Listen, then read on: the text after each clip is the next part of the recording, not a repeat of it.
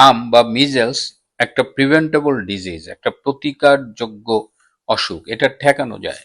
সামান্য একটা ভ্যাকসিন দিলেই শিশুরা এই হামের মতো একটা খুব সংক্রামক একটা অসুখ থেকে রক্ষা পায়। কিন্তু বাংলাদেশে টিকাদান কর্মসূচিতে ব্যাপক সাফল্যের পরে হঠাৎ করে কি এমন ঘটলো যে এখন অসংখ্য শিশু হামে মারা গেছে? রাজশাহীতে নাকি ২১ জন মারা গেছে, আবার শুনছি যে শতাধিক শিশু হামে আক্রান্ত হয়ে মারা গেছে। কেন মারা গেছে? শুধু হাম নয়, খবর পেলাম যে বাংলাদেশে এইডসের আক্রান্ত রোগীর সংখ্যাও অনেক বেড়ে গেছে। এইচআইভি পজিটিভ এরকম লোকের সংখ্যা অনেক বেড়ে গেছে।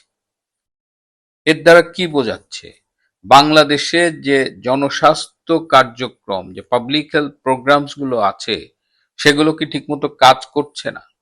এবং পাবলিক হেলথ প্রোগ্রাম যখন কাজ না করে তখন সেটা সমগ্র দেশবাসী জনস্বাস্থ্যকে হুমকির মুখে ফেলে দেয়। একজন জনস্বাস্থ্য বিশেষজ্ঞ হিসেবে আজকে আমি এই গুরুত্বপূর্ণ বিষয় নিয়ে আপনাদের সাথে কথা বলবো। শেষ পর্যন্ত দেখবার জন্য অনুরোধ করছি।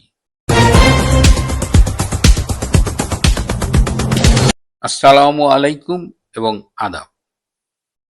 আজকে জনস্বাস্থ্যের মতো একটি গুরুত্বপূর্ণ বিষয় নিয়ে আপনাদের সামনে কথা বলছি। আমি ডক্টর আবুল হাসনাত মিল্টন। এই বিষয়টি নিয়ে কথা বলবার একটা অধিকার আমি রাখি, কারণ ২৭ বছরের বেশি হয়ে গেছে আমি বাংলাদেশের এবং বাংলাদেশের বাইরে বিশ্বের অনেক দেশের জনস্বাস্থ্য নিয়ে কাজ করছি।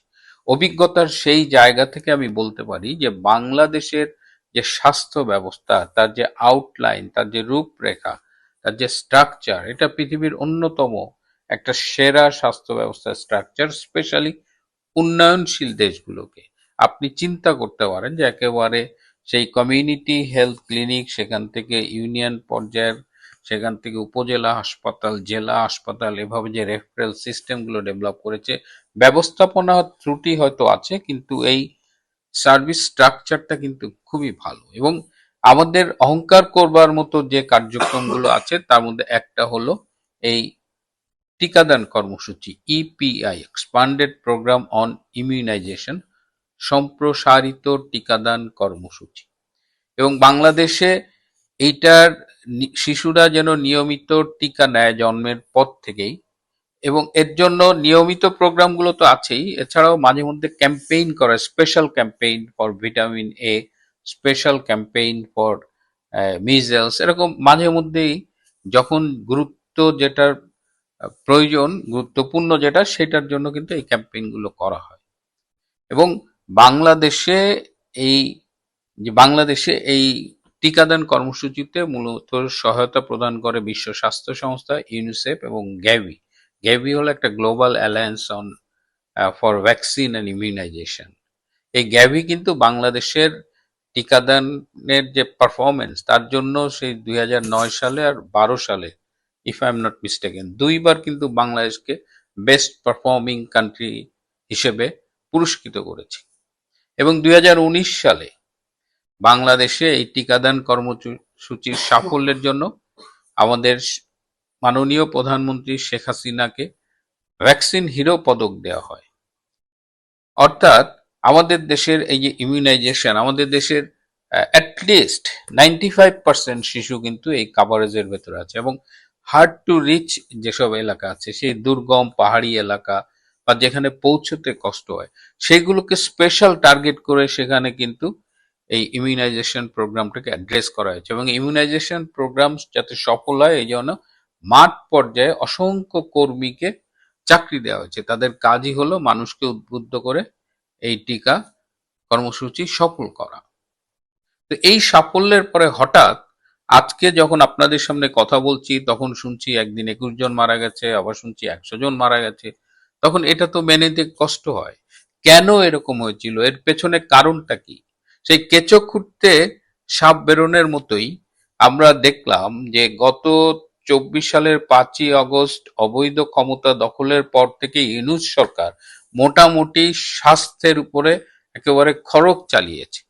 স্বাস্থ্যের যে যে কাজগুলো, যে পাবলিক হেলথ প্রোগ্রামগুলো ছিল, এগুলোর উপরে ব্যাপক কাটছাট করা হয়েছে। তারা যে প্রতি বছর অপারেশনাল প্রোগ্রাম বাজেট করে যে একটা স্পেশাল কাজগুলো করতো, সেটা টোটালি বন্ধ করে দিয়েছে। অথচ স্বাস্থ্যে কিন্তু লুটপাট থেমে থাকেনি।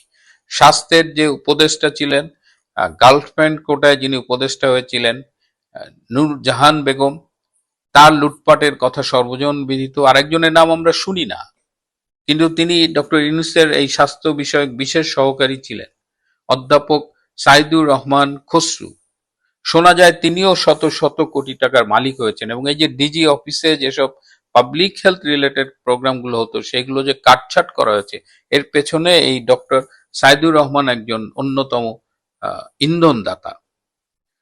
ইউনূস ক্ষমতা আসার পর থেকে বাংলাদেশ শিশুদের কোনো টিকা কেনেনি বলে অভিযোগ উঠেছে, যেখানে আপনার 1-2 বছর আগে থেকেই অর্ডার দেওয়া হয় টাকা পয়সা জোগাড় করে, সেখানে ডক্টর ইউনূস টোটালি স্টপ করে দিয়েছিল।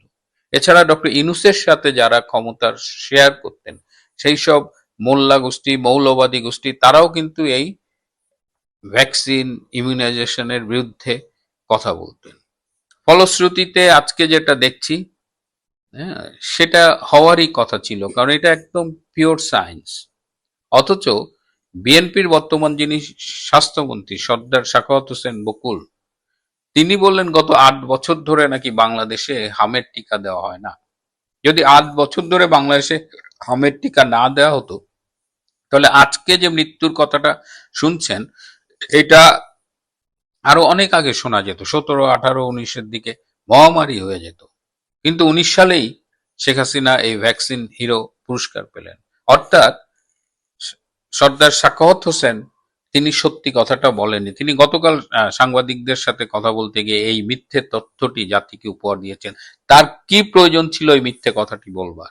তার তো সরাসরি দায়িত্ব নেওয়ার দরকার নেই এই ব্যর্থতা। তিনি তো এটা ইউনূসের কাঁধে চাপিয়ে দিতে পারতেন, কিন্তু তিনি হাস্যকর ভাবে, যখন ইভেন 2023-24 সালে শেখ হাসিনার আমলে যে রাজশাহী বিভাগে এই ভ্যাকসিন কাভারেজ ছিল 99%, সেটা এখন ব্যাপকভাবে কমে গেছে। মাঠ পর্যায়ে 35% মাঠ কর্মী নাই, পদ শূন্য করে দিয়েছে এই ডক্টর ইউনূস, টাকা লুটপাট করেছে। অথচ এই টাকা দিয়ে এই যে শত শত কোটি টাকা নূরজাহান, সাইদুর রহমান গঞ্জে লুটপাট করেছে, তাদের এপিএসপিএসটা লুটপাট করেছে, সেই নূরজাহান এখন বিশাল অট্টালিকা বানাচ্ছে, আপনারা ভিডিওতে দেখতে পারেন। এই যে বন্ধু, দাদুর বাড়ি আন্ডার কনস্ট্রাকশন, দাদু আছে এই যে এই ঘরে।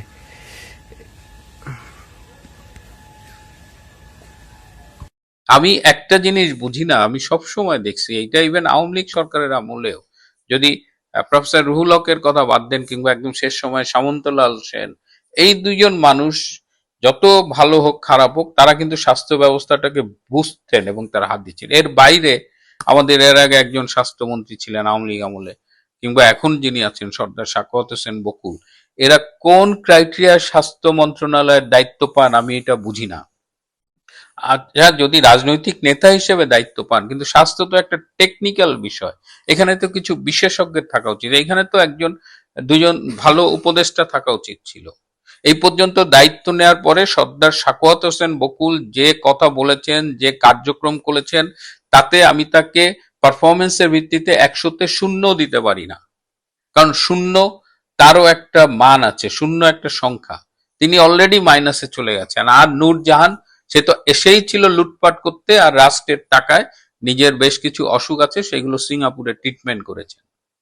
তো পরপর এই যে গত প্রায় 2 বছরে স্বাস্থ্য তো একদম অরক্ষিত, তার ফলাফল দেখা যাচ্ছে। শুধু হাম না, আমাদের যদি আপনি পাবলিক হেলথের ইন্ডিকেটর গুলো দেখেন, অনেক অসুখের ইন্ডিকেটর দেখেন, আপনি ভয়াবহ চিত্র।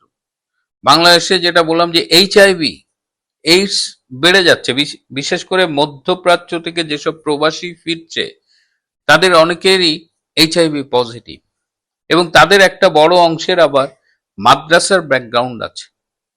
আমি আমি মাদ্রাসাকে ছোট করছি না, আমি কারো বিষয়ে কথা বলছি না, কিন্তু বিষয়টা হলো যে এইচআইভি ট্রান্সমিশনটাও প্রিভেন্ট করা যায়। যে যে কারণে এইচআইভি ট্রান্সমিট করে সেটা প্রিভেন্ট করা যায় ব্যক্তিগত কিছু আচার আচরণ আছে, ব্যক্তিগত কিছু বিষয় প্রোটেকশন ব্যবহার করা দরকার। তো সেইগুলো করলেই তো হয়, এবং এটাই তো পাবলিক হেলথ।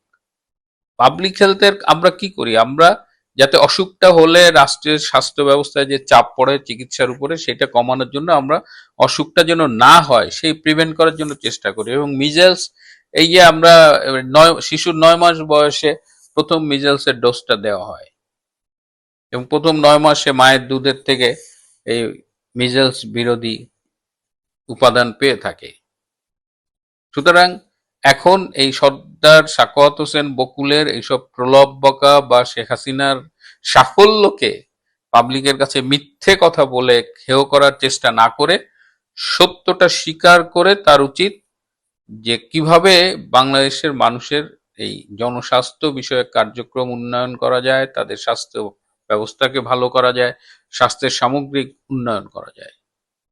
আর নূরজাহান বেগম এবং সাইদুর রহমানকে অবিলম্বে গ্রেপ্তার করে তাদের জিজ্ঞাসাবাদ করে তাদের কাছ থেকে জানতে হবে যে কেন তারা স্বাস্থ্যের এই ধ্বংস সব আয়োজন চূড়ান্ত করে চলে গেছে। এর সাথে ডক্টর ইউনূসের কি সম্পর্ক ছিল, এগুলো খুব দরকার। আমি একজন বাংলাদেশী হিসেবে, একজন জনস্বাস্থ্য বিশেষজ্ঞ হিসেবে এই প্রশ্নগুলো করছি, আমি এই উত্তরগুলো চাই। এবং যারা ব্যর্থ হয়েছে, যারা একটা জাতিকে, একটা প্রজন্মকে, একটা পুরা শিশু প্রজন্মকে মৃত্যুর মুখে ঠেলে দিয়েছে, তাদের বিচার দাবি করছি। আমি পুরো ঘটনার সুষ্ঠু তদন্ত চাই। প্রিয় বন্ধুরা, আজ এ পর্যন্তই। ভালো থাকবেন, সুস্থ থাকবেন, তার চেয়েও জরুরি হলো নিরাপদে থাকবেন। সবাইকে অনেক ধন্যবাদ।